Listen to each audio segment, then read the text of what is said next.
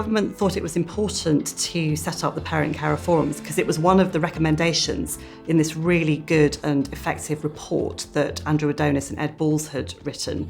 And I think one of the striking things in that report was the need to have a much better system of hearing from parents, carers and disabled children and young people.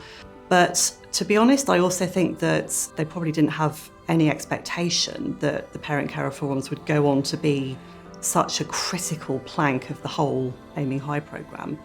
Parent Carer Forums are a group of parent carers that come together to represent other parent carers within their community and represent the voices of those families so that they can shape local services, make change to local provision, have relationships with local authorities, CCGs, and just have that conversation on behalf of all of those families in their communities.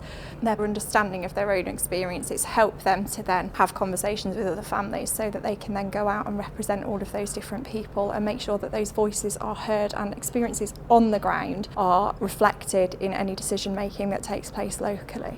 I believe that the commitment this time is unequivocal. Local authorities must have regard to the views, wishes and feelings of the child or young person and their parents.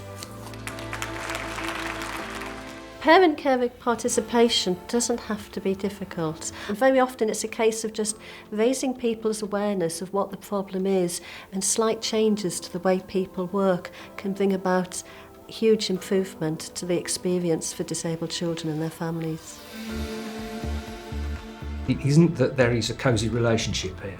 What it is that there is a productive relationship which is based on outcomes, getting the best for children, but doesn't mean that anybody has to compromise. You're all working towards the same common goal and you're building up that trust. I think it's the trust that makes a difference. It does take a bit longer, but you do actually chew over issues and you come to resolutions that are shared, so it's worth it. I think a key message for me is simply to trust the Parent Carer Network and talk with them about the challenges that we face. And through those conversations, I think the decisions we come to can often be certainly better considered, but often more effective in trying to do the best we can with the resources we have available.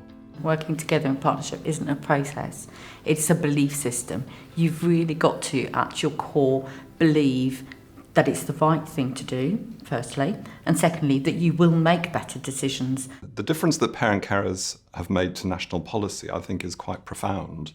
The voice of parents and the drive to get them more involved in co-production is very much at the heart of what we're doing. We are led by parents and carers. We listen to and we represent parents and carers, and we work for parents and carers of children with SEND. And numbers are empowering. So when you know you are part of a larger organisation, supported on a national basis, you have some power to change things. We've seen outcomes improving, we've seen relationships improving, and we can demonstrate that we made a difference to children and young people today. Whatever the sort of politics around things, it's actually the people at the heart of it that really matter.